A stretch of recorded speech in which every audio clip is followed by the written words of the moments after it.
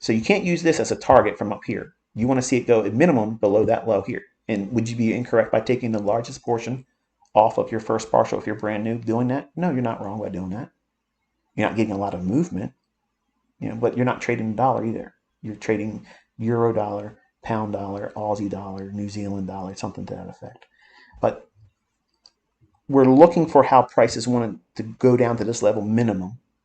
So you want to take a partial here. You might want to take a partial below that low here. And the wick. Whenever there's a wick, okay, if your position affords it, always, always, always, always, every single trade, I don't care who told you it's going to go where, and if it includes me, if the price trades to a consequent encroachment of a wick, you must take partials if you're short just above it, because that means it might trade right to that midpoint of that, stop on a dime and retrace and spend some time consolidating, or all right, just reverse.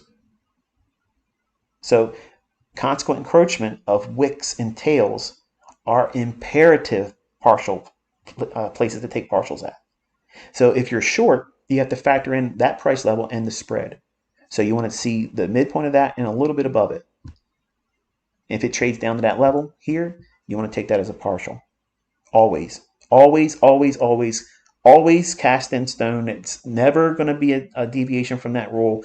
If you are trading inside of a range, meaning this high to that target down here, which is that old daily order block, that line is where you think that the low-hanging fruit objective is.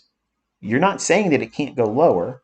You're saying that that's where you're expecting it to draw to on the downside. It is trying to get there, in your opinion. Between that level and this high, you're looking through all of this for inefficiencies. And I already disqualified this one. You have this gap here. Okay, that's a real liquidity void. If you extend it forward, you can use that as an objective, as a partial.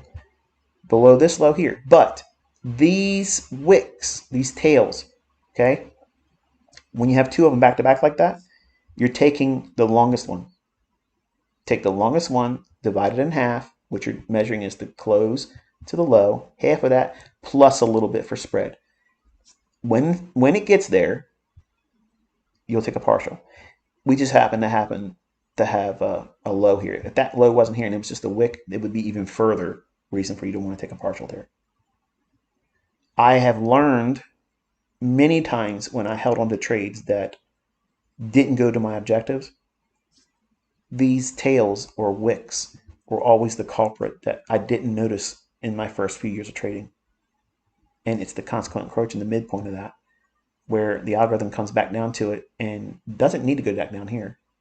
It just goes enough into that wick to upset any liquidity. And then ultimately it would reverse if I'm wrong. So that's the reason why I'm teaching you that whenever you have a wick or a tail inside of the range that you're trading in, and you're expecting that range to be, broken out, you're anticipating that breakout, but you can't ignore any of these wicks, because many times they can completely reverse you and run your stop out if you've trailed it, or completely reverse on your initial stop loss.